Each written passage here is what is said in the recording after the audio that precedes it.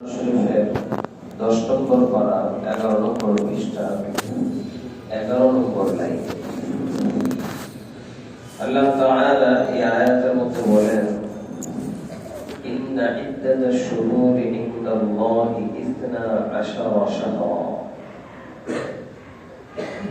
মাসের সংখ্যা আল্লাহর কাছে 12টা। মাসের সংখ্যা আল্লাহর কাছে কয়টা? 12টা। في كتاب الله يوم خلق السماوات والأرض। আল্লাহ বলেন যেই দিন আমি আসমান জমিন সৃষ্টি করেছি সেই দিন থেকেই আমার কিতাবের মধ্যে লিপিবদ্ধ করে দিয়েছি বৎসর 12 মাসে হবে। বৎসর কত মাসে? 12 মাসে। কোন 12 মাস? যেই 12 মাস আমরা জানি সেটা না, যেটা আমরা বেশি জানি আর কি, সেটা হলো ইংরেজি 12 মাস। আল্লাহ এই 12 মাসের কথা বলেন নাই। আল্লাহ ভিন্ন 12 মাসের কথা বলেছেন যেটা সূর্যের সাথে সম্পৃক্ত না, চন্দ্রের সাথে সম্পৃক্ত। চন্দ্রবর্ষ যেটা মুহররম থেকে শুরু হয়ে জিলহজের মধ্যে গিয়ে শেষ হয়। আল্লাহ বলেন এই 12 মাস আমি 12 মাসে বৎসর বানাইছি। তার মধ্যে 4টা মাসের দাম আমি আল্লাহর কাছে বেশি। সেই 4 মাস কোনটা? মিনহা আরবাআতুল হুরুম। তার মধ্যে 4 মাস হলো দামি মাস, সম্মানী মাস, হারাম মাস। হাদিসের মধ্যে এই 4 মাসের ব্যাখ্যা আল্লাহ নবী করেছেন। বুখারী শরীফের হাদিস। আল্লাহ রাসূল বলেন সালাসুল মুতাওয়ালিয়াত যুল কা'দা ওয়া যুল হিজ্জা ওয়াল মুহররম ওয়া রাজব মুযর আল্লাযী বাইনা জুমাদা ওয়া শাবান।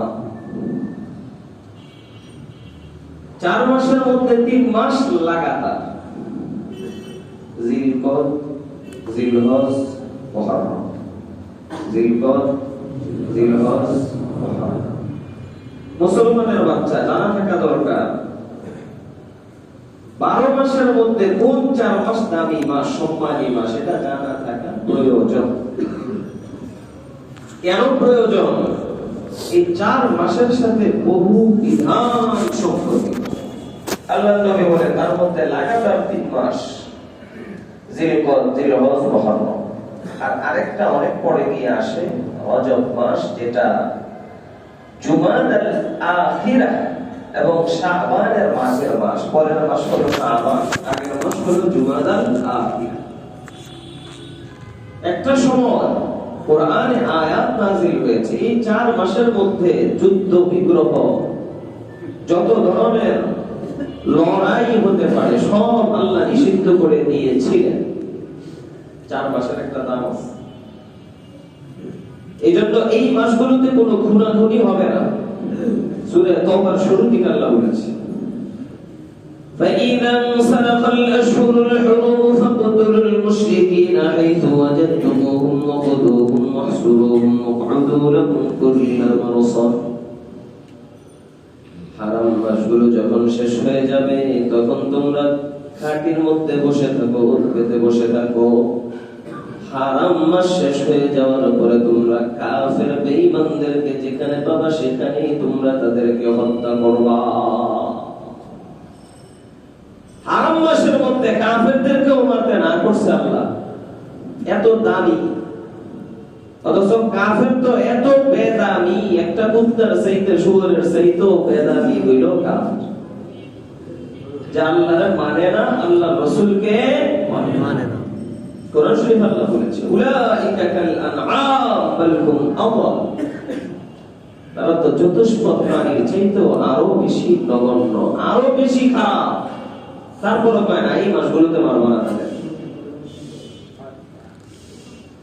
4 মাসকে আল্লাহ তাআলা বিশেষভাবে সম্মানিত করেছেন। সেই 4 মাসের এক মাস হলো রজব মাস। আল্লাহ এই 4 মাসে কয়েকটা কাজ করতে না করেছে। কোরআনে এই আয়াতের মধ্যে কয়েকটা কাজের কথা আছে।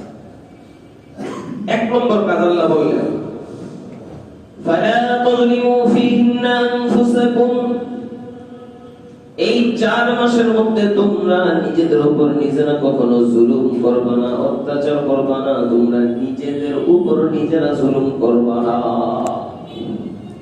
আরেকজনের উপর জুলুমের কথা কয় নাই, নিজের উপরে। এর মানে কি আরেকজনের উপরে করা যায়?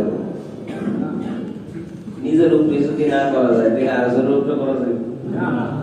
নিজের উপরে জুলুমের মানে কি মনে রাখবেন, বান্দা যত অন্যায় করে সব অন্যায়ের দ্বারা বান্দা মূলত নিজের উপরেই জুলুম করে। সে যদি গুনাহ করে তার উপর জুলুম, আরেকজনের উপর জুলুম করেছে, ওটা আসলে আরেকজনের উপর জুলুম দেখা যায়, আসলে আরেকজনের উপর না, সেটাও তার উপর। গুনাহ তো পুরা বৎসরই নিষেধ, সব সময় নিষেধ, কখনোই গুনাহ করার কোনো সুযোগ নাই। তারপর আল্লাহ বিশেষভাবে 4 মাসের মধ্যে গুনাহ করতে না করে, এই 4 মাসে নিজের উপরে কোনো জুলুম করবে না। আমার ইচ্ছে ছিল যেহেতু আল্লাহ এই 4 মাসে নিজের উপর জুলুম করতে নিষেধ করেছেন, এই জন্য জুলুমের বিষয়ে বিস্তারিত আলোচনা করব, কিন্তু পরে দেখলাম এটা আমি সময় কুলাবো না, এই জন্য আর এই বিষয়টা নিলাম। ব্যাপকভাবে বলে দিচ্ছি, অন্যান্য মাসেও গুনাহ নিষিদ্ধ, অপছন্দনীয়, খারাপ, তবে এই 4 মাসে বিশেষভাবে গুনাহ আরো ভয়াবহ খারাপ। লাইলাতুল কদর দামি রাত, লাইলাতুল বারাআহ শবে বরাত দামি রাত। অন্যান্য রাতেও গুনাহ খারাপ, কিন্তু এই রাতগুলোতে গুনাহ মহা খারাপ। আর এগুলোর বিষয় তো জানা আছে, এগুলো বেশি বরকতপূর্ণ রাত। তাহলে এগুলোর পবিত্রতা নষ্ট করলে অন্যায়টাও অত বড় অন্যায়ই হবে। আল্লাহ বলে এই 4 মাসের মধ্যে প্রথম বিষয়টা হলো তোমরা নিজেদের উপর জুলুম করবে না, জুলুম করবে না। তাফসীরের কিতাবের মধ্যে এসেছে, মুহাদ্দিসিনরাও বলেছেন রজব মাস এটা রমজানের প্রারম্ভিকা, রমজানের ভূমিকা। কিছু কিছু হাদিসের কিতাবে আছে, আল মুআজামুল আওসাত, ইমাম তাবরানী রাহমাতুল্লাহি আলাইহি হাদিসের কিতাব, মুসনাদ আহমদ ইবনে হাম্বল, ওটার একটা অংশ ইমাম আহমদ ইবনে হাম্বলের সন্তান আব্দুল্লাহ বিন আহমদ ওনার পক্ষ থেকে বানানো হয়েছে, প্রায় 10,000 এর মতো হাদিস। সেখানেও একটা হাদিস আছে, ইমাম বাইহাকী রাহমাতুল্লাহি আলাইহি শুআবুল ঈমান, এই কিতাবের মধ্যে হাদিসটা আছে। আল্লাহর রাসূল রজব মাস যখন শুরু হতো তখন একটা দোয়া পড়তেন, যেই দোয়াটা মোটামুটি আমাদের অনেকেরই মুখস্থ আছে।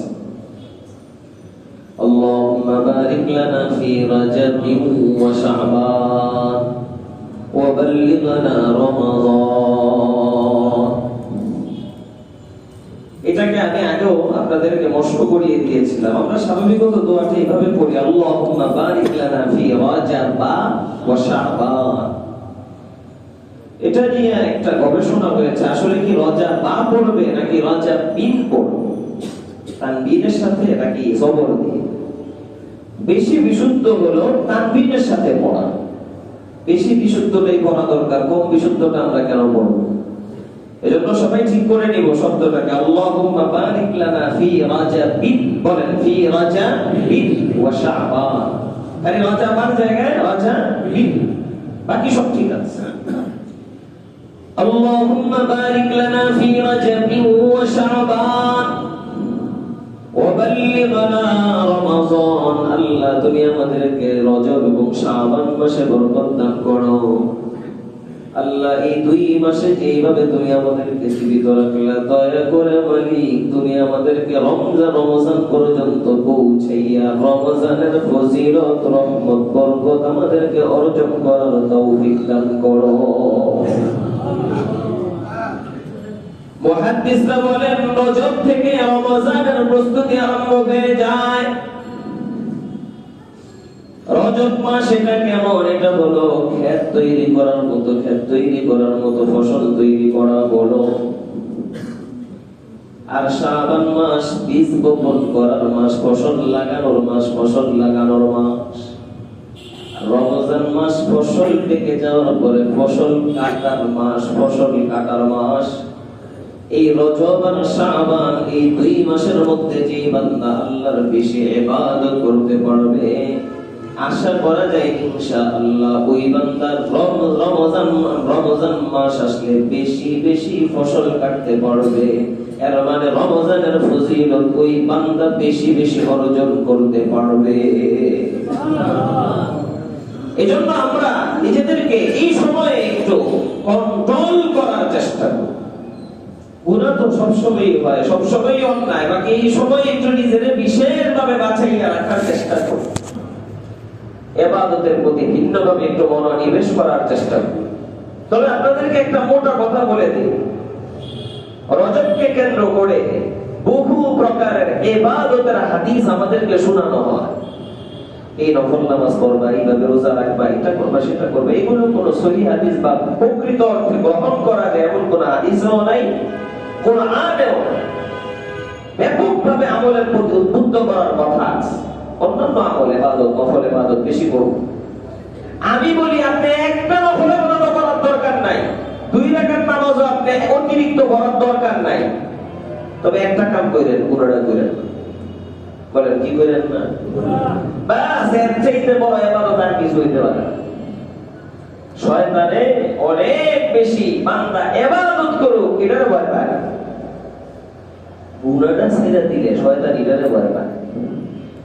শয়তান চিন্তা করে কোন ঝামেলা নেই, ও সারা রাত মাথা ঠুয়াইয়া কতটুকু সওয়াব পাইব। আমি 1 সেকেন্ডের একটা হামলায় ও সারা রাতের মেহনত বরবাদ করে দেব, কোন ঝামেলা নেই। 1 সেকেন্ডের হামলায় সব বরবাদ। আর নাজরু সাহবু মিন সিহামি ইবলিস মাসমুমা, ছোট একটা উদাহরণ আর কি। এটা একটা বদনজর দিয়ে দিছে। একটা নারী একটা বেগানা নারীর দিকে কুদৃষ্টি দিয়ে তাকিয়েছে। কুদৃষ্টির মানে এটা না যে সুদৃষ্টি দিয়ে তাকাচ্ছে, তাকানোটাই কুদৃষ্টি। এটা কু হোক আর সু হোক, তাকানোটাই কু। এই জায়গায় আমি নাম বলবো না, যদি ওই হুজুর পরবর্তীতে তওবা করে ফেলেছেন, সবই করেছেন, মানুষের কাছে প্রচারও করেছেন। এক বয়ানের মধ্যে এক নায়িকার নাম বলেছে, বিশ্ব সুন্দরী, ফেস কাটিং সবচেয়ে সুন্দর। তো সে বলেছে মাঝে মাঝে ওই নায়িকার দিকে আল্লাহর নাম নিয়ে তাকাইতে, আল্লাহ কত সুন্দর করে মানুষ বানাইতে পারে, তার দিকে তাকাইতে। লা হাওলা ওয়ালা কুওয়াতা ইল্লা বিল্লাহ। পরে সে তওবা করেছে। সে বলেছে আমার মাথায় এখন একটু ঝামেলা আছে। ঝামেলা মানে খারাপ না, অনেক বড় মানুষ, অনেক সময় বড় মানুষ থেকেও ভুল হয়, এটাই তো মানুষ।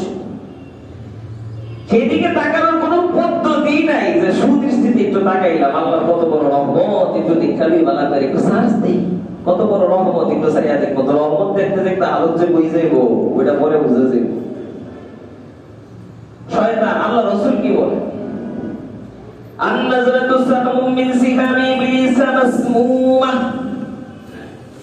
কুদৃষ্টি শয়তানের এমন একটা তীর, এমন একটা তীর যে তীর হলো বিষ মাখানো তীর, সাধারণ কোন তীর না। আমি যদি একজনকে এমনি একটা তীর মারি, ওটা যদি হাতের মধ্যে লাগে হাত জখম হবে, পায়ের মধ্যে লাগলে পাও জখম হবে, পেটের মধ্যে লাগলে পেটের মধ্যে জখম হবে, পিঠের মধ্যে লাগলে পিঠের মধ্যে জখম হবে। যে কোনো একটা অঙ্গ ক্ষতিগ্রস্ত হবে, পুরো শরীর ক্ষতিগ্রস্ত হবে না। কিন্তু যদি একটা তীরের মধ্যে বিষ মাখিয়ে তারপরে তার শরীরের দিকে মারি, ওটা শরীরের যেই জায়গার মধ্যে লাগবে শুধু ওই জায়গা ক্ষতিগ্রস্ত হবে না, বরং বিষে আক্রান্ত হওয়ার কারণে তার পুরাটা শরীর ধ্বংস হয়ে যাবে। আল্লাহ নবী বলে কুদৃষ্টি এমন ভয়াবহ একটা অন্যায়, অন্য সব অন্যায়ের দ্বারা বান্দার সামান্য ক্ষতি হয়, সামান্য ক্ষতি হয়, যেই পাপটা করে ওই পাপের ক্ষতিটা তার হয়। কিন্তু কুদৃষ্টি এমন একটা ভয়াবহ অন্যায়, মারাত্মক অন্যায়, এটা যখন কোনো বান্দা করে ফেলে শুধু ওই জায়গায় ক্ষতি হয় এমন না, বরং তার ঈমানটা পর্যন্ত অনেক সময় ধ্বংসের দিকে চলে যায়। এজন্য দৃষ্টি এটাকে রক্ষা করা খুব জরুরি। আজকে বহু ভালো মানুষও আছে এই জায়গায় এসে ফেল আছে। এটা তো মানুষে দেখে না, এটা দেখে একমাত্র আল্লাহ। বলেন না, দেখে কে?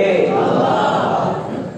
আগে তো রাস্তাঘাটে যারা ভালো মানুষ শয়তানি করার মনোভাব থাকতে একটু কানাইয়া কুনাইয়া দেখতো। এখন আর ওটারও প্রয়োজন নাই, এখন তো পাগড়ি বাইয়া রুমাল লাগাইয়া সুফি সাহেব হইয়া রাস্তায় চলবে। মানুষ যখন তাকে দেখবে মনে করবে এর চাইতে বড় বুজুর্গ হইতে পারে, কিন্তু তার নির্জন অবস্থা যখন তৈরি হয় তখন আর বুজুর্গ থাকে না, তখন বেজির গু হয়ে যায়। বেজির গু চারিত্রিক অবস্থা এত খারাপ যায় না। কোন আবাসিক হোটেলে গিয়ে কোন নারীর সাথে অপকর্ম করে না, ঘরের ভিতরে টিভি এইটা দেখে না, কম্পিউটারের ভিতরেও দেখে না, তার পকেটের ভিতরে মাশাআল্লাহ একটা না হাজারটা ঢুকানো আছে। আমার এই বিষয়টা নিয়ে বড় ব্যথা আছে দিনের মধ্যে। বিজাতিরা গবেষণা করে ওরা সফল হয়ে গেছে, আমরা ফেল করছি। ওরা এখন আমাদের আয়নায় আমাদেরকে দেখতে দেয় না, আমাদের আয়নায় অন্য কাউরে আমরা দেখি। এই জায়গায় একটা হাসির কথা মনে করছে, হাসির কথা, দুঃখের বিন্দে হাসির কথা। এটাও এবং শিখের যে একজন ওয়াইজ বলেছে আব্দুর রহমান চালি রহমতুল্লাহ আলাইহি, বড় মজার বয়ান করতেন আর কি, খুব হাসাইতেন শ্রোতাদের। হাসানো মানে আজকালকার হাসানো না, আজকাল তো কিছু বক্তা নামের সাথে লেগে গিয়েছে কমেডিয়ান। নামের সাথে কি লাগছে? শ্রোতারা যাই তার বয়ানে হাসার লোক। অমুকের বয়ানে খুব হাসা থাকে, অনেক হাসির কথা বলেন। এমন কিছু বক্তা আছে না? আপনাদেরকে একটা কথা ভালো করে বুঝিয়ে দিই, ওয়াজ মাহফিল আসলে দ্বীনের একটা জায়গা, দ্বীন প্রচারের বিশাল বড় একটা মাধ্যম, কিন্তু এটা আস্তে আস্তে ধ্বংসের পথে চলে যাচ্ছে, খারাপের দিকে চলে যাচ্ছে। খারাপের কিছু ভালো ভালো রূপ আছে, মানে ভালো রূপেও কিছু খারাপই ঢুকতেছে, আর কিছু খারাপ রূপে তো আছেই। যদি আপনার দিলের ভিতরে এটা আসে, এই হুজুরের বয়ান কেন শুনতে যাব, এই হুজুর খুব হাসায়, এটা না যে এই হুজুর কান্দায় না, হাসির মধ্যে কান্নার কথা হবে, যখন কান্না করে তখন কান্না হস। যারা সাপের খেলা দেখায়, আচ্ছা সাপের খেলা না, আগে আমরা রাস্তাঘাটে চললে দেখতাম মানুষ ভিড় হয়ে গেছে, দুই জায়গার ভিতরে গেলে দেখি যে কি হয়, এটা তো আমি বুঝতেও পারতাম না, কত ধরনের ম্যাজিক আর জাদু দেখা। একজনের গলা কেটে ফেলায় দেয়, রক্ত পড়তেছে, এইভাবে মানুষের দৃষ্টিবন্দি করে, এটাকে বলে দৃষ্টিবন্দি। এগুলো জাদুটনার মাধ্যমে করা যায়। জাদুটনা বড় ভয়াবহ জিনিস, কুফরি কালাম, এগুলো দিয়েও অনেক কিছুই করা যায়, মানুষের উপর অনেক প্রভাব সৃষ্টি করা যায়। আমি মাঝে মাঝে ছাত্রদেরকে বলি আর কি, হাসাই মজা করাই যায়। আগে বিষ জানতো বাইদারা বিষ নামায় ফেলাই, তো বিষ কেমনে নামায় জানেন, ওরা কোরআন হাদিস পড়ে তো বিষ নামায়। আমাদের বড়রা বলেছেন ওরা স্পেশাল এমন গালি শিখে রাখছে। গালি শব্দ এখানে তো আর মসজিদে উচ্চারণ করা যেত না, আলো তৈরি এমন তো গালি একটার পর একটা দিতেই থাকে, তো বিষও ভয় পেয়ে যাবে, আমারও থাকার সুযোগ এটাও দেখতে যায়, এত মারাত্মক অবস্থা। তো মাঝে মাঝে মানুষকে দৃষ্টিবন্দি করা যায়। তো ওখানে যাওয়ার পরে আমি একবার ঘটনাক্রমে পড়ে গেছি, আরে আমার কান্না, আরে লোকটা করে যেতেছে, শেষ হয়ে যেতেছে। আবার যখন হাসে তখন হাসি আসে। আপনি একটু কান্না করাই দিতে পারলো, একটু হাসাই দিতে পারলো, সে বড় বক্তা হয়ে গেছে, মোটেও না। এটা আল্লাহ রাসূলের আদর্শ না। আপনার দিলের ভিতরে কি আসে, ওই বক্তার বয়ানে যাইতেছে, গেলে খুব হাসানো যাবে, আপনি মনে করবেন সে রাসূলের আদর্শে বয়ান করেন। ইবনে মাজাহ শরীফে স্পষ্ট আছে আল্লাহর নবী ওয়াজ করতে বলতেন, وعدنا موعظة مودع وجلت منها القلوب وذرفت منها العيون। আল্লাহর নবী আমাদেরকে যখন ওয়াজ করতেন, একটা লোক বিদায় নিয়ে যদি দূর দেশে চলে যায়, কেমন অন্তরঙ্গতার সাথে, আন্তরিকতার সাথে একজনের সাথে কথা হয়। বাবা বিদায় নিয়ে দুনিয়া থেকে চলে যাচ্ছে, যাওয়ার সময় সন্তানদেরকে কিছু বলে যায়। মহব্বতের একজন মুরব্বী বিদেশে চলে যায়, ফিরে আসবে নাকি আসবে না কোনো গ্যারান্টি নেই। যাওয়ার সময় আদর করে, ভালোবেসে, মহব্বত করে কিছু কথা বলে যায়। আল্লাহর নবীর ওয়াজ করে এমন কত মনে হয় যেন বিদায় নিয়ে চলে যাচ্ছে, নবীর কথাগুলো যখন আমরা শুনতাম আমাদের অন্তরের মধ্যে কম্পন সৃষ্টি হতো। নবীর কথাগুলোর কারণে আমাদের চোখ দিয়ে পানিগুলো টলটল করে পড়তে থাকতো। যদি দেখা যায় ওয়াজ এমন হয়, দিনের ভিতরে কম্পন তৈরি হয়, চোখ দিয়ে পানি আসার ভাব তৈরি হয়, আসুক আর না আসুক, আসা তো এত সোজা না। আমি নিজেও এখন নিজের মাথা বাইরে মন চাই, এক সময় অনেক কাঁদছি, আরে হাজু পেতাম, চোখ দিয়ে পানি ঝরঝর করে পড়ছে, কেউ নাই, আমার কোনো শ্রোতা নাই, আমি একাই। আর এখন কত চেষ্টা করি, দেখি কম আসে পানি, বেশি একটা আসে। আমি আল্লাহরে বলে রাখছি, কোনো ঝামেলা নাই আল্লাহ, পানি আসা আমার ক্ষমতায় না, কান্না আমার ক্ষমতায়, আমি আমার মতো কাঁদতে থাকবো, পানি আসলে আসবো, না আসলে নাই। যদি আসে তাইলে দেখবেন মজাটা কি, এক ফোঁটা পানি বানিয়ে বলে ভিন্ন এক মজা আছে। আমি আগেও আপনাদেরকে বলেছি, বেশি পেরেশানিতে যদি পড়ে যান, মাঝে মাঝে একাকি একটা রুমে চলে যাবে, গিয়ে খুব মহব্বতের সাথে আল্লাহরে ডাকবেন, মহব্বতের সাথে। এমনি তো আল্লাহ আল্লাহ ডাক আমরা ডাকি, আমি মাঝে মাঝে বলি একটু মহব্বতের সাথে ডাকবেন। কেমনে? আল্লাহ আল্লাহ বলেন না, আল্লাহ আল্লাহ আল্লাহ আল্লাহ। এক ফোঁটা পানি যদি মুখ দিয়ে চোখ দিয়ে বাইর করতে পারে, দেখেন মজাটা।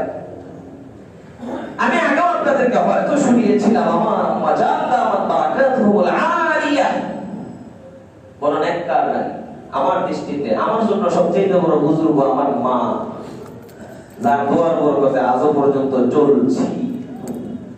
এটা আমার দিনের অবস্থা, এটা না যে আপনাদের সাথে বলতেছি, বাস্তবতা হয় না। সব বুজুর্গ তারপরে আগে আমার মা আমাকে বলেছে, আমারও জন্মের আগে, আমার বড় ভাইকে তারও জন্মের আগে দুইটা যমজ সন্তান হয়েছে, আমার মারা গেছে। তাপমাত্রার পেশা আটকে গেছে, পেশা 3 দিন পেশা হয় না। আমরা দুই 3 বার 4 বার 5 বার পেশাব করতে থাকি, কোনদিন ভাবিও না এই পেশাবটা কত বড় নিয়ামত। করতে যে পারতেছি, বের যে হইতেছে, এটা যে কত বড় নিয়ামত, কোনদিন ভাবি না। আল্লাহ যদি একদিন বন্ধ করে দেয়, তখন বুঝবেন এটা কত বড় নিয়ামত।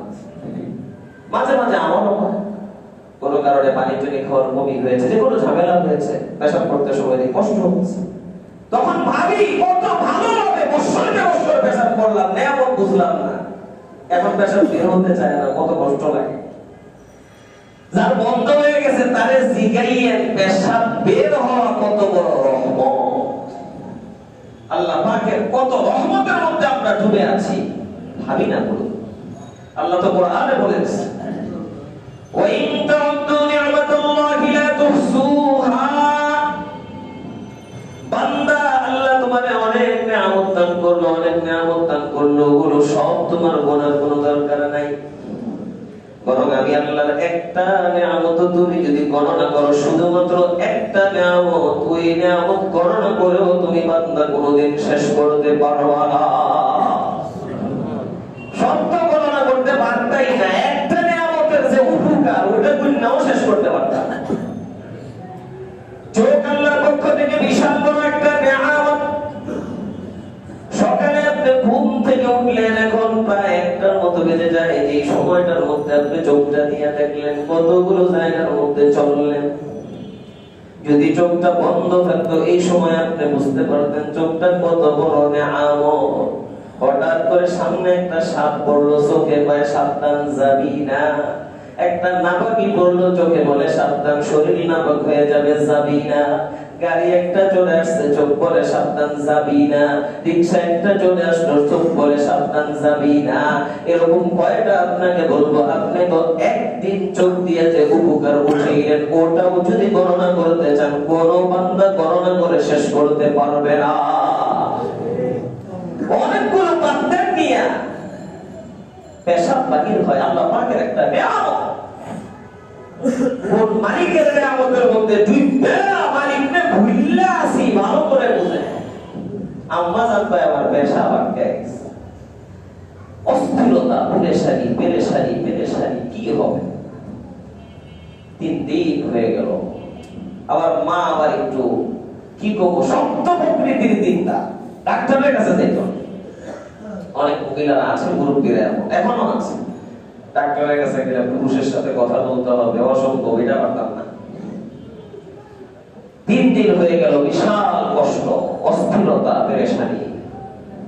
আব্বারে গায়ে, আপনি আমার স্বামী, আপনার দোয়া আমার জন্য কবুল হোক, আপনি মসজিদে যান, গিয়ে 2 রাকাত নামাজ পড়েন, আমার জন্য দোয়া করেন, হতে পারে এই দোয়ার বরকতে আল্লাহ আমাকে সুস্থ করে দেন। আব্বা চলে গেল মসজিদে, যাওয়ার পর 2 রাকাত নামাজ পড়লো, দোয়া করলো। আব্বা আসছে নাকি আসে নাই সেটা আসে নাই এখনো। আব্বা আমাকে বলছে চলে যাওয়ার পর কিছুক্ষণ পর আমার মনে আছে একটা সালার উপরে আমি দাঁড়ানো ছিলাম। ওই সময় দাঁড়ানো অবস্থায় আমার 1 ফোঁটা পেশাব বাইরে গেছে। বলে কয় ফোঁটা? আম্মা জান আমাকে বলে 1 ফোঁটা পেশাব বাহির হওয়ার পর আমি যে পরিমাণ শান্তি পেয়েছি, যদি পুরো দুনিয়ার শান্তির এক পাল্লায় রাখা হয়, আর এখন 1 ফোঁটা পেশাব বাহির হওয়ার শান্তিটারে আরেক পাল্লায় রাখা হয়, এই পাল্লাটাই বেশি ভারী হয়ে যায়। দৈনিক পেশাব করি। ওই যে বাদশা হারুন রশিদের সময়ের বড় বুজুর্গ বুগলুল পাগলা, তার ঘটনা আপনাদেরকে শুনাইছি, বড় মজা। বুগলুল পাগলা, বুগলুল পাগলা। আমরা কই পাগল, আসলে তো পাগল না, আসলে তাদের দৃষ্টিতে আমরাই পাগল। তাবিঈন যারা সাহাবায়ে কেরামদেরকে দেখেছে, তারা তাদের পরের এদেরকে বলতো, তোমরা সাহাবাদেরকে দেখলে পাগল কইলা, আর সাহাবারা তোমাদেরকে দেখলে পাগল কইতো। ধরনটা কিছুটা এরকম। বুগলুল পাগলায় নদীর পাড়ে বৈশা মিশামিশি একটা বাড়ি বানাইছে, বাড়ি। বাদশা হারুন রশিদ বউ সহ বিকাল বেলা নদীর পাড়ে হাঁটতে বের হয়েছে। বুগলুল পাগলার কাছে বাদশা হারুন রশিদ আগে আগে পৌঁছে গেছে, বিবি জুবায়েদা পিছনে পিছনে। তো বুগলুল পাগলা বাদশার দেখতে পায় বাদশা বাড়িটা কিনবেন নি। বাদশা বলছে এটা পাগলের পাগলা। আচ্ছা আমিও কতক্ষণ একটু পাগলাকে ঘুরে লই। দাম কত? 1 দিরহাম। মনে করেন 1 টাকা। কয় টাকা? তো বাদশা 1 টাকা দিয়ে বাড়ি এটা কিনলে কি লাভ? বুগলুল পাগলা কয়, আপনি যদি মিশামিশি বাড়ি এটা আমার থেকে কিনেন, এটা তো আগের যুগের গোলাপেন্না খেলা ছিল, মিশামিশি খেলা। আমরা ছোটবেলাও খেলতাম। আমি বেশ একটা খেলিটি দিনে আমার মনে নেই, মানে সেটা দেখছি মনে আছে। বালু দিয়া পোলাও রাখছে, গোশত রাখছে, মাছ রাখছে, আবার ছোট ছোট পাটি আছে, প্লেট আছে, সামিজও আছে। সবাই মিলে আবার বাইরে মিলে দেয়, আবার খায়। খানাটাও মিশা মিশা খাইলাম। এত বড় মানুষে যদি ছোট মানুষের খেল খেলে, তাইলে তো তারা পাগল হয়ে গেল, ভালো মানুষ হইল। তো বাড়ি বানাইছে। বাদশা হারুন রশিদ বলে বাড়ির দাম কত? বুগলুল পাগলা বলে 1 টাকা। বাদশা বলে 1 টাকা দিয়ে বাড়িটা কিনলে কি লাভ হবে? বুগলুল পাগলা বলে যদি আপনি আমার থেকে বাড়িটা কিনেন, আমি আল্লাহকে বলবো, আল্লাহ, বাদশা হারুন রশিদ 1 টাকার বিনিময়ে আমার থেকে একটা বাড়ি ক্রয় করেছে, আল্লাহ তুমি এই উসিলায় তাকে জান্নাতে একটা বাড়ির ব্যবস্থা করে দাও। বাদশা হারুন রশিদ বলে এটা পাগলের পাগলা দিয়ে আমার 1 টাকাই বলবা। কিনলো না, গেছে, ফেল ফেল ফেল। একটু করে জুবাইদা বিছে বিছাইস। জুবাইদা ডাকতে একটা, জুবাইদা বাড়িটা কিনবা, বিছা বিছা বাড়ি। জুবাইদা কয় দাম কত? 1 টাকা। তো কিনলে লাভ কি? লাভ হবে এটা আমি আল্লাহকে বলবো, আল্লাহ জুবাইদা আমার থেকে 1 টাকা দিয়ে একটা মিছা মিছি বালুর বাড়ি কিনছে, এটা উসিলায় তুমি তারে জান্নাতে একটা বাড়ির ব্যবস্থা করে দাও। সুবহানাল্লাহ।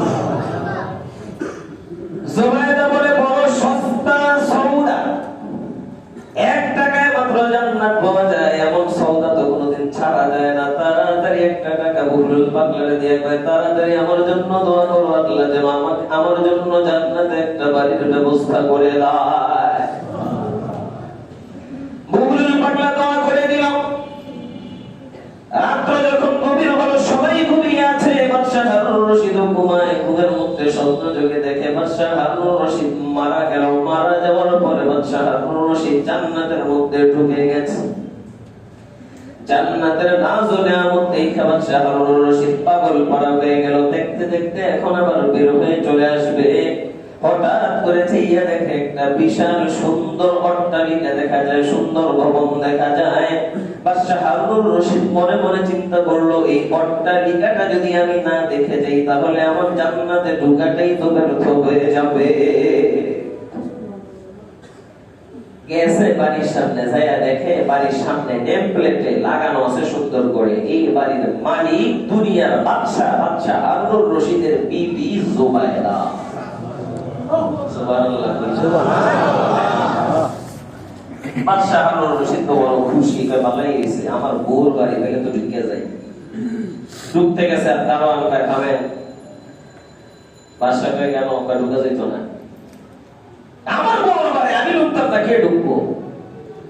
বাদশা মহোদয় চিনতেন না, গতকাল বহুলুল পাগলা যে দোয়া করেছিল এই দোয়াটা আপনার জন্য কবুল হয় নাই, এই দোয়াটা আপনার বিবি জুবাইদার জন্য কবুল হয়ে গেছে। সুবহানাল্লাহ। বাদশা হারুনুর রশিদের ঘুম ভেঙে গেছে। ঘুম ভাঙার পরে উঠছে, বিশাল বড় একটা ফেল মারলাম, ফেল। আর একটা চান্স যদি পাই আর ছাড় দিতাম না। এইবার আজকে বাদশা হারুনুর রশিদ নদীর পাড়ে দিয়ে হেঁটা হেঁটা যায়। আজকেও দেখে বহুলুল পাগলা বাড়ি একটা বানাইয়া বসা আছে। আজকে বহুলুল পাগলার বাদশারে জিজ্ঞেস করে না, বাদশা বাড়িটা কিনবেননি?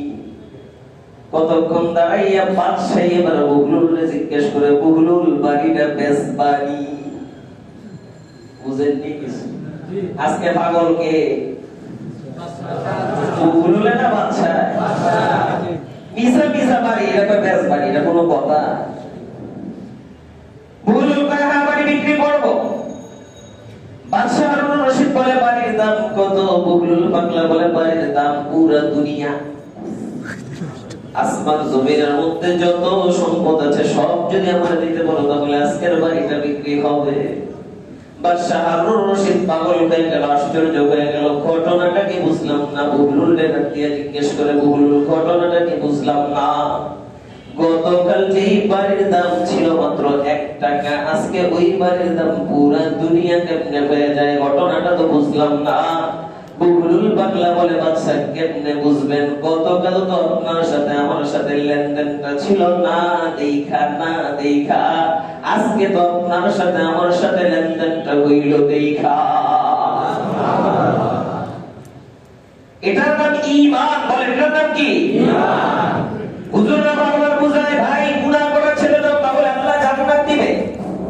জান্নাতের মধ্যে সুন্দর সুন্দর বিবিদেরকে দিয়ে দিব, দামি দামি বাড়ি দিবে, অনেক সুন্দর নহর দিবে, এমন জিনিস দিব যেটা জীবনে কোনোদিন কোনো চক্ষু দেখে নাই, কোনো কান শুনে নাই, কোনো অন্তর জীবনে কোনোদিন কল্পনা করে না। কিন্তু হুজুরদের কথা মানে না।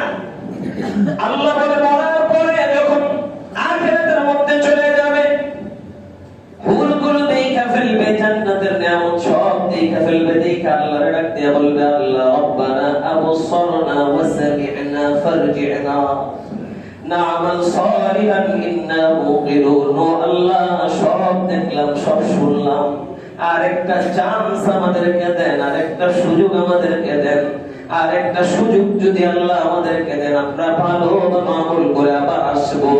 আল্লাহ বলে, না না না, এখন আর কোনো সুযোগ নাই। দুনিয়ায় থাকতে যেটা ছিল ওটা ছিল না দেখা, আর এখন যেটা তুমি বলো সেটা দেখা, এখন আর দুনিয়াতে যাওয়ার কোনো সুযোগ পাওয়া না। বাদশা হারুনুর রশিদ রে বহুলুল পাগলা একবার ধরছে, বাদশা পিপাসা লাগছে, খুব পানি পান। বাদশাকে, বাদশা থামেন থামেন থামেন। বাদশা কয় কি লিখা? কয় বাদশা খুব বেশি পিপাসা লাগছে? কয় না। কয় মনে করে খুব পিপাসা, পিপাসায় কাতো, পানি নাই কোথাও। একজনের কাছে পানি আছে, সে কইছে 1 গ্লাস পানি দিব, তবে শর্ত হইল আমারে বিনিময় দিতে হইব। বলেন তো বাদশা কি পরিমাণ বিনিময় দিয়ে 1 গ্লাস পানি কিনবেন? বাদশা কয় যদি প্রয়োজন হয় তাহলে আমার সম্পদ পুরাটারে ভাগ কইরা অর্ধেক দিয়ে দেব, বাকি অর্ধেক আমি শুরু, সমস্যা নেই। তারপর 1 গ্লাস পানি কিনা তার থেকে খাবো। মুরের বাংলাটায় খান খান খান, পান করে।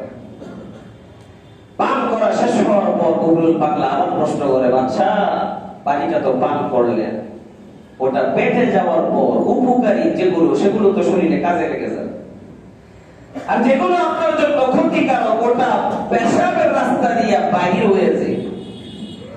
যদি ওটা পেশাবের রাস্তার মধ্যে গিয়ে আটকাইয়া যায়, পেশাব যদি কোটো বের না হয়, তাহলে পেশাবের ফোঁটাটাকে বের করার জন্য আপনি কি পরিমাণ টাকা খরচ করবেন বলেন আমাকে।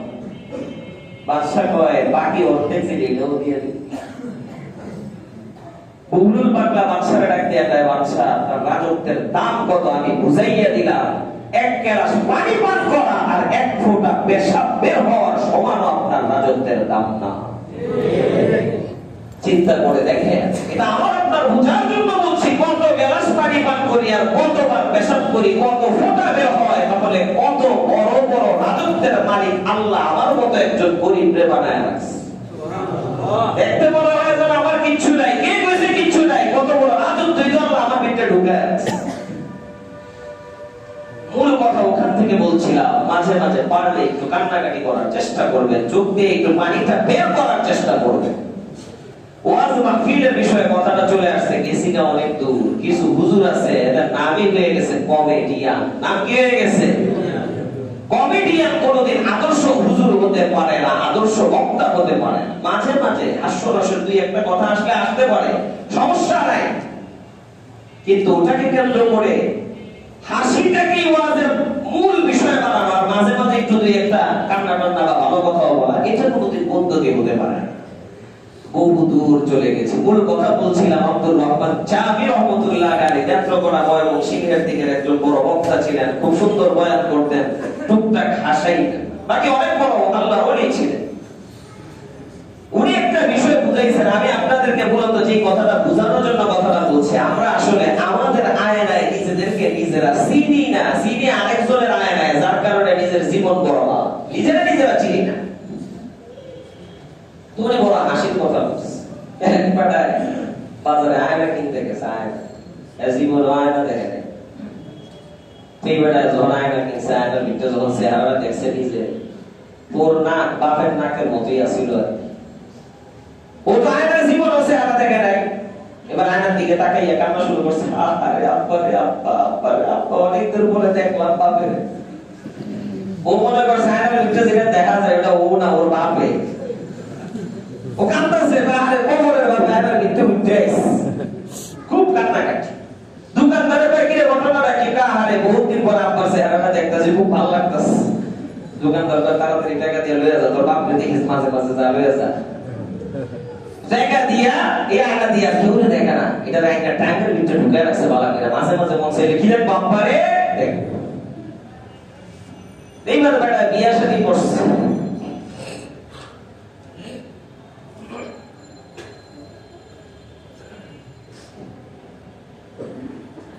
নতুন বউ বাড়িতে উঠে আসছে, বিয়া শাদীর পর্ব শেষ।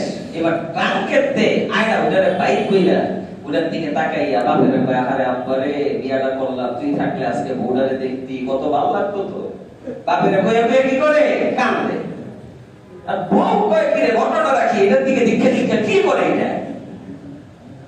আরে আমি আমার বাপের দেখি, বাপের বউ কয় এটা যে কি দেখা যায়, ও জীবনে আয়না দেখে নাই, ও জীবনে কি দেখে নাই, আয়না দেখে। আর এটা তো আয়না দেখছে, দেখে বেটিয়ার একটা দেখা যায় ভিতরে। এবার ওটা কাঁদতে কাঁদতে শেষ পায়, হা হা কাঁদতে কাঁদতে শেষ পায়, কে কি হয়েছে, খালি কাঁদতেই আছে। আর বুড়ি বেটি শাশুড়ি নাকি আরেকটা বিষয় হয়েছে, বয়স হইব 80 বছর 90 বছর, একটা কান্দস কে? আমার মাত্র বিয়ে হইলো, এইবার আবার আরেকটা বিয়ে করে আনলো করতে, যেটা ভিতরে দেখা যায় আরেকটা দেখা দেখা কান্দে। ওই বুড়িও জীবনে আয়না দেখে নাই, বুড়ি কাছে এই কোনটারে বিয়ে করে আনলো একটু দে আমারে। এবার বুড়িও নি আয়না দেখা পায়, করছিলি তো করছিলি, বুড়ি কে লেগা করলি, বুড়ি কে লেগা করলি, বালা একটা করতি, বুড়ি কে লেগা করলি, কোনটা পেস্টা লাগছে কি লেগা, জীবনেও কি দেখা যায়, নিজের চেহারা আরেকজনের চেহারা মনে করছে, যার কারণে আজকে পেস্টা লেগে গেছে। মুসলমান আজকে নিজের চেহারাকে আয়না দিয়া দেখে না, সে বিজাতির চেহারা, নিজের বিজাতির চেহারাটা নিজের আয়না দিয়া দেখে, যার কারণে নিজের মান মর্যাদা কি সেটা কোনোদিন সে বুঝতে পারে। আল্লাহ তো অনেক বড় করে আমাদেরকে বানাইছিল, কিন্তু আমাদের সেটা আমরা ভুলে গেছি, নিজেদেরকে নিজেরা চিনতে পারি না। এই জন্য আমি আপনাদেরকে যেটা বলবো, এই সময়টা বিশেষভাবে কাজে লাগানোর চেষ্টা করেন। এই সময় কমপক্ষে নিজেকে গুনাহ থেকে বাঁচানোর চেষ্টা করেন। কমপক্ষে যে কথাটা এখন আজকে চলে আসে, হয়তো এটা আল্লাহ বলে দিয়েছে, মূল কথাটা আসলে আরেকদিকে গেছিলাম। মূল একটা কারণ হলো ওই যে নজর নজর নজর, এটা এমন একটা ভয়াবহ মারাত্মক ধরনের গুনাহ যেটা আমার মতো আপনার মতো বহু বালা বালা দিনদারও বরবাদ করছে। কেন? এটা নিয়ে আমার একটা চিন্তা আছে। বিজাতিরা সফল হয়ে গেছে, আমরা সফল হই নাই, কথা এটাই বলছিলাম। কেমনে সফল হয়েছে? ওরা গবেষণা করে দেখছে কেমনে মানুষকে দ্বীনের পথ থেকে সরানো যায়। এটার জন্য বহু চিন্তা করছে। কইরা প্রথমে টিভি টুবি বানাইছে, বানায় করে কারো কারো করে টিভি ঢুকায় দিছে। টিভি কার ঘরে ঢুকতো? যখন নতুন করে টিভি তৈরি হয়েছে, সবাই সমাজে সবচেয়ে থার্ড ক্লাসের পথ দিতে তারপরে টিভি বলেন না, ঠিক না? ঠিক, এটা সবাই জানে। এরপরে আস্তে আস্তে কি করলো? ডিশ দিল। ডিশ তো ডিশের লেগে কি করতে হয়? উপরে সালের উপরে বিশাল বড় ছাতার মতো একটা লাগাইতে হয়, বহু দূর থেকে দেখা যায়। তো মানুষ দেখলেই বুঝে এই ঘরে ডিশ আছে, এর মানে এই ঘরে মানুষ দিনদার নেই, বদ্দিন খারাপ মানুষ। তো এখন আমার মতো হুজুর যারা যারা দাওয়াত তাবলীগের মেহনত করে, যারা কোনো পীরের মুড়ি মাশাআল্লাহ খুব সুন্দর লেবাস টেবাস আছে, নামাজও পড়ে, এর করে টিভি কেমনে ঢুকাইবো, ডিশ কেমনে ঢুকাইবো? বিজাতিরা চিন্তা করছে এদের করে তো ডিশ টিভি ঢুকানোর কোনো পদ্ধতি নাই, এদেরকে বদ্দিন কেমনে বানাবো? এমন একটা লাইন আমাদের করা দরকার, মানুষের সামনে যেন এরা ভালোই থাকে, বিদ্যে বিদ্যে যেন এরা সব বদ্দিন হয়ে যায়, আমাদের মতোই ইংরেজ মার্কা মুসলমান হয়ে যায়, কিন্তু মানুষের নজরে যেন ভালো থাকে। এটার জন্য গবেষণা করে তারা যে জিনিসটা তৈরি করেছে সেটার নাম হলো উপায়। এটা যারা আগ থেকে বদ্দিন, তাদেরকে ধ্বংস করার লেগে না, ওদেরকে তো আগে ধ্বংস করছে আমার মতো আপনার মতো দিনদারদেরকে ধ্বংস করার জন্য। তাও প্রথম ধাপেই ওটা করে নাই, যেটা এখন 20 বছর 30 বছরের পরে আস্তে আস্তে আমাদের কাছে জিনিসটাকে দিয়েছে। প্রথমে তো মোবাইলের ভিতরে খালি বালাই বালা খারাপের কিছু নাই। বিদেশ থেকে ফোন আসতো, আমরা আমাদের ছোটকালেও দেখেছি, ফোন করলে না, ফোন ধরলে মিনিটে 5 টাকা করে দিতে। ফোন ধরলে মিনিটে কয় টাকা? 5 টাকা। পুরো গ্রামেও না, কয়েক গ্রাম মিললে একটা ফোন পাওয়া যেত, তাও আবার আগের যুগের ফোন। বাজলে পুরো দুনিয়াকে খুব তো মনে হচ্ছে যে ওরে বাবা রে বাবা, কত বড় ধনী। এরপরে আস্তে আস্তে কি বাইর করলো? 33 10 1100 কত কি কি জানি, ওদিন আবার আমার নতুন মডেলও বাইর করছে। তো ওইটা হালতটা কি? ওদের ভিতরে কোনো ধরনের বাজনা বুঝতে নাই, কি বাজে? কিরিং কিরিং কিরিং কিরিং বাজতে থাকে। তো কিরিং কিরিং বাজলেও খুব মজা। পুরো ভিডিওর ভিতরে গেমস দেখছে, খুব খুশি। আরে এত সুন্দর সাপের গেমস খেলা যায়। প্রথমে খালি ভালোই ভালো, কোনো খারাপই নাই। এরপরে কি করলো? কালার মনিটর মোবাইল আনলো, কালার মনিটর কম্পিউটারের ভিতরে ঢুকাইয়া ওটার ভিতরে একটা ছবি ঢুকাই দেখা যায়। এরপরে মোবাইল আনলো হালকা পাতলা ক্যামেরা, যেটা কালা কালা দেখা যায়, ওদিকেও কিছু দেখা যায় না, এদিকেও দেখা যায় না, তাও বেশি বড় খুশি, তারপরে দেখা যায় কত সুন্দর ডিজিটাল সাউন্ড। আস্তে আস্তে কানের রূপ ধারণ করলো। এরপরে এটাকে আপডেট করতে করতে করতে করতে করতে করতে করতে করতে আজকে এমন পর্যায়ে এটাকে নিয়ে আসলো, এখন আর কিছুই করা লাগে না, ইশারায় চলবে। এটা ইশারায় সামনে তারা প্ল্যান করে রেখেছে, প্রত্যেক মোবাইল আস্তে আস্তে 3D আসবে। 3D কি হবে তখন? আস্তে আস্তে এটা বাড়তে বাড়তে কোন পর্যায়ে যাবে? মানুষ তার চরিত্র নষ্ট করার জন্য যত কিছু দরকার সব এখানে বসেই করতে পারবে। একটা নারী একটা পুরুষের সাথে জিনা করতে চায়, তো তারা এমন পদ্ধতি করে দিবে, নারী পুরুষকে কাছে করবে ওই মোবাইলের মাধ্যমে, পুরুষদের কাছে করবে, দুইজন মিলে সেখানে জিনা বিচার করবে। যদিও দুইজন দূরে থাকবে, কিন্তু তারা তাদের নিজেদের এই সমস্ত কাজগুলো দেখে দূর থেকে এইভাবে খারাপ ভাবে মজা নিতে থাকবে, নিজের জীবনটাকে এইভাবে বরবাদ করে দিবে। এইভাবে করে আমাদের হাতের মধ্যে না বসেছে। এজন্য আমি আল্লাহর হস্তে বলি, যারা টাচ মোবাইল ব্যবহার করে আপনার অফিসিয়াল কোনো কাজের জন্য বা বিশেষ কোনো প্রয়োজনে যদি ওটা ব্যবহার করা না লাগে, ছাড়তে পারলে বেশি ভালো। কেন? আপনারাই বলেন, আমি বলবো না। এটার উপকার বেশি না ক্ষতি বেশি? একেবারে সোজা সোজা শরীয়তের নিয়ম জেনে রাখেন, যে জিনিসের ক্ষতি বেশি শরীয়ত চায় সেটা যেন মানুষ বর্জন করে, গ্রহণ না করে। বলেন, বর্জন করবে না গ্রহণ করবে? কোথায় আছে? কোরআনে। একটা সময় পর্যন্ত মদ খাওয়া হারাম ছিল। বলেন, কি ছিল? কোরআন হারাম করেছে 3 ধাপে, 4 ধাপে আল্লাহ মদকে হারাম করেছে। হযরত ওমর রাদিয়াল্লাহু তাআলা আল্লাহর রাসূল এসে কয়দিন পর পর জিজ্ঞাসা করে হুজুর মদ খাওয়ার কি বিধান, আল্লাহ কি কিছু নাযিল করছেন? মানে ওমর মনে মনে চায় আল্লাহ তাড়াতাড়ি হারাম করুন, এটার কারণে তো খুব ক্ষতি হচ্ছে। নেশাগ্রস্ত হইয়া মানুষ মারাত্মক ধরনের অন্যায় কাজ করে। তো আল্লাহ একসাথে হুকুম দেয় না কেন? এত মহব্বতের জিনিস একসাথে না করলে ঝামেলা হয়ে যাবে, এজন্য একটু একটু করে দূর করে। সর্বপ্রথম আয়াত নাযিল হলো সূরাতুল বাকারায়, ওয়ায়াসআলুনাকা আনিল খামরি ওয়াল মাইসির। তারা আপনার কাছে মদ জুয়া এই দুইটার বিষয়ে জিজ্ঞেস করে, আপনি তাদেরকে বলে দেন কুল ফীহিমা ইসমুন কাবীরুন ওয়া মানাফিউ লিন-নাস। এই দুটোর মধ্যে অনেক উপকার আছে, অনেক উপকার আছে, তবে উপকারের তুলনায় যে ক্ষতিটা আছে ওই ক্ষতিটা বড় ভয়াবহ, ক্ষতিটা বড় ভয়াবহ। আল্লাহ বলে উপকারও আছে, মদের উপকারও আছে। প্রথম প্রথম নিজের খুব উদ্যমী মনে হয়। আমি তো বলি যিনি মদ খায়, গাঁজা খায়, হিরোইন খায়, যখন খায় ওই সময় তার কাছে মনে হয় যেন আমি পুরো দুনিয়ার বাদশাহ। ওর ভিতরে একজনের শক্তি না, ওর ভিতরে 20 জনের শক্তি। বাপটা এমন 5 তলা বিল্ডিং এ ধাক্কাইতে থাকে, এমন একজন এটা দুইটা মাথায় করে পুলিশ তার হয়েছে। এমন একটা পাপ কাম করে না, করে না। এরপর যখন ওটা শেষ হয়ে যায় তখন ওরা বিছনাতেও কি উঠাই দিলাম না, এমন ভাবে ফিরে যায় লাশ। আল্লাহ তাআলা লাভও আছে বাহ্যিকভাবে মনে হয়, কিন্তু ক্ষতিটা বড় ভয়াবহ। আল্লাহর এই আয়াত আসার পর আল্লাহ কিন্তু বলে নাই মদ হারাম, খালি বলছে উপকার আছে তবে ক্ষতি বেশি। বলেন উপকার আছে তবে ক্ষতি বেশি। এই কথাটা শোনার সাথে সাথে বেশিরভাগ সাহাবা মদ খাওয়া ছেড়ে দিয়েছে। কেন? আল্লাহ বলছে উপকার আছে তবে ক্ষতি বেশি। উপকার আছে তবে কি বেশি? বলেন তো সাহাবাদের কি আদর্শ? যেটার উপকারও আছে তবে ক্ষতি বেশি, সেটাকে গ্রহণ করা না বর্জন করা? তাহলে মোবাইলের ক্ষেত্রে আমরা এটাই করবো, এটা না যায় না। উপকার আছে, উপকার তো আছে, অনেক উপকার আছে, অনেক ভালো ভালো জিনিস এটার মধ্যে পাওয়া যায়, অনেক বড় বড় কাজ এখান থেকে হয়, কিন্তু উপকারের চাইতে ক্ষতি বেশি। এজন্য যারা ক্ষতির মধ্যে পড়ে যাব চেষ্টা করবো এটার থেকে বেঁচে থাকার জন্য। যদিও আমি এই ক্ষেত্রে আপনাদের থেকে ওয়াদা নিব না, কেন আমি নিজেই তো বাঁচতে পারি। তারপর আমরা এই মোবাইলের ক্ষতি থেকে নিজেকে বাঁচানোর জন্য চেষ্টা করবো তো ইনশাআল্লাহ।